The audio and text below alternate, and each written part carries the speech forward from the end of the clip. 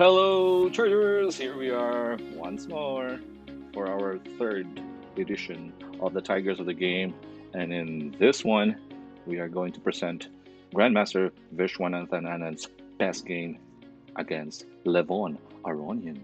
Alright, let's get ready to rumble! Alright, in this game, Aronian was white and Anand was black. Let's start with Dog 4 or D4, the Queen's Pawn. And then play d5. Okay, both are controlling the middle squares. c4, c6. We have the Slav defense. Okay, c6 and d5 is what we call the Slav, not the slave, but the Slav. Okay, we show love, Slav. Okay, knight f6, knight c3, everything normal, e6. Now we have the semi-Slav, e3, knight bd7. Both are developing pieces. Bishop d3 to the middle. Anand waited for the bishop to move, and then he took on c4, and taken c4.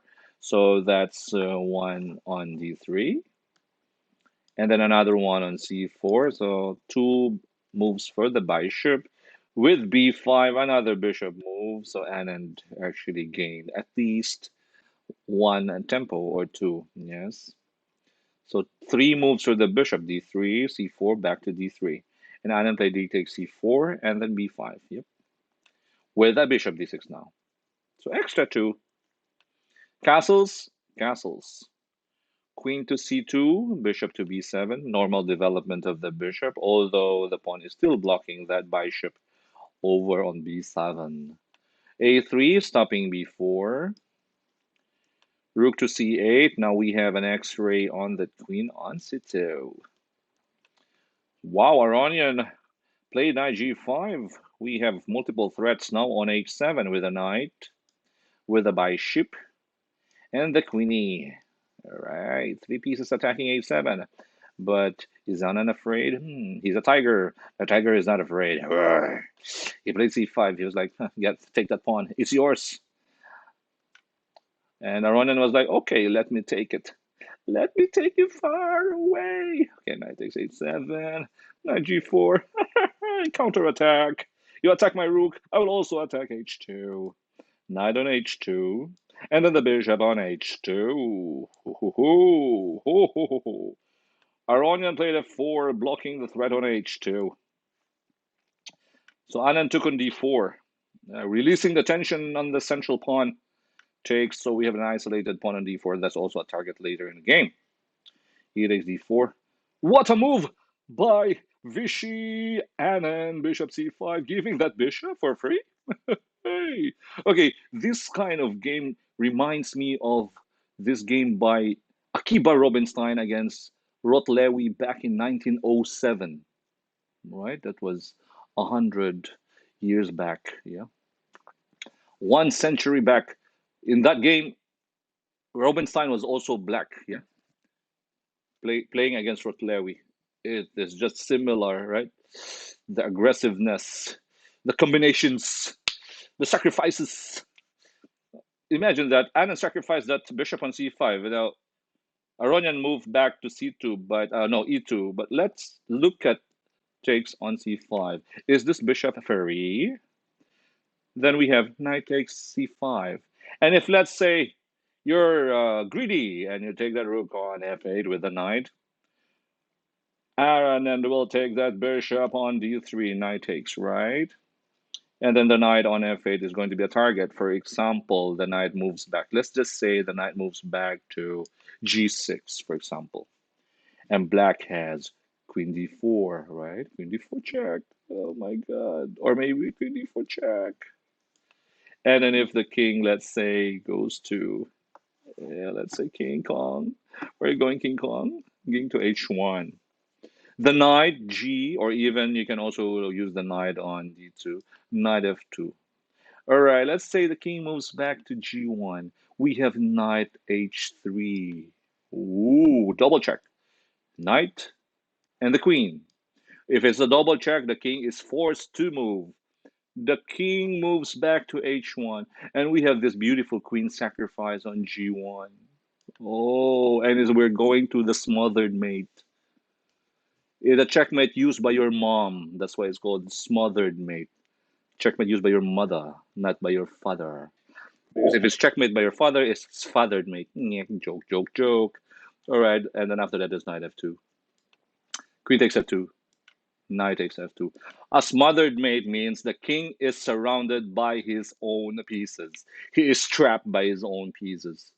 And in a checkmate used by the knight, using the knight. Shamato, tomato, potato. All right, let's go back. So that c5 bishop is actually not free. Amazing. What a move. Okay, so Aronian was like, oh, let me go back to e2.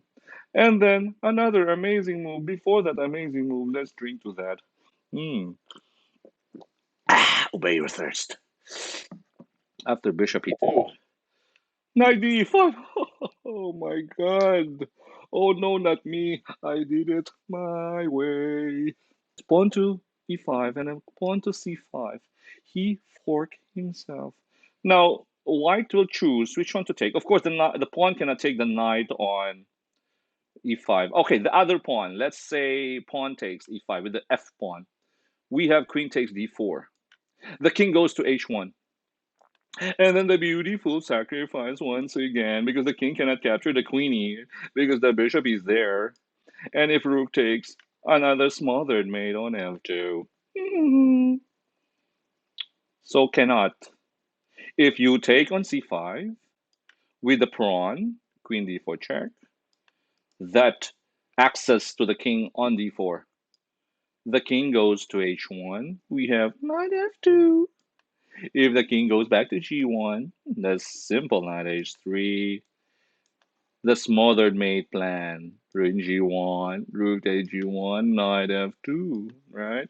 And if let's say you capture that knight e on f2, black has queen f2, and how can you stop the mate on g2, queen g2? If you stop it with bishop f3, for example, there's queen f1 mate. Unstoppable mate. Wow. Wow, wow, we. Anand. Anand playing like Rubinstein. A beautiful chess. The aesthetic value of the move. Wow. You're so beautiful, divine, baby. So bishop takes g4. Aronian was like, intermediate check. Bishop takes d4. King goes to h1. Knight takes g4. Oh, knight takes f8. All right, knight takes f8. What should black do? Let's drink. And here you have to be very, very careful. Because if you play fast, let's say you play fast, you don't think. So queen h4, queen to h7, for example. The knight on f8 is protecting that queen, yes. After the exchange, white is better. White is better. So Anand played a very cool, calm, and collected, very cool move. f5. Oh, blocking the way of the queenie to that square on h7. What a move by Anand, the tiger from Madras. And if, for example, if the knight captures on e6, you can continue with queen h4. And how do you stop the rain from falling on h2? You cannot stop because you cannot push this pawn on g3. There's a bishop on b7 to the king Kong. And if you play h3, for example, the queen will just take the peony because you exploit the pin on that line and this bishop. Perfect harmony. So in this one, Aronian played knight to g6 back, queen to f6, h3 takes. It's not a free knight on g4 because again, it's a side file mate on h1 with the bishop attacking that g1 square. So Aronian played queen e2, queen h5, threatening queen takes h3 mate. Aronian protected the pawn with queen d3. The final move by Vichy, bishop e3 blockade. Oh, bishop for free again? He keeps giving pieces, yeah? If the bishop takes that bishop. We have queen takes h3, exploiting the pin once again. And if you play king g1, queen takes g2, checkmate. Wow, a very beautiful game by Viswanathan Anand against Aronian. Yep. And again, look at this, Levon Aronian. In the previous episode, our second video, it was Petrosian against Aronian, Lev Aronian. But that one was retreating, right? Defending. The defending that was Petrosian style. But here, the aggressive style of Anand. Right? Beautiful chess here, beautiful combination by Anand here. Playing against Levon Aronian. So Petrosian plays a different style. Anand plays a different style. Wow, these two tigers of the game are pretty strong. And if you want to play like them, you try to look at their games, study their games, and play like Petrosian or play like Anand. Right? Okay, guys, I hope you like our presentation for this one, and I will see you again in our next video. This is Coach Oliver signing off. See you next time. Bye bye.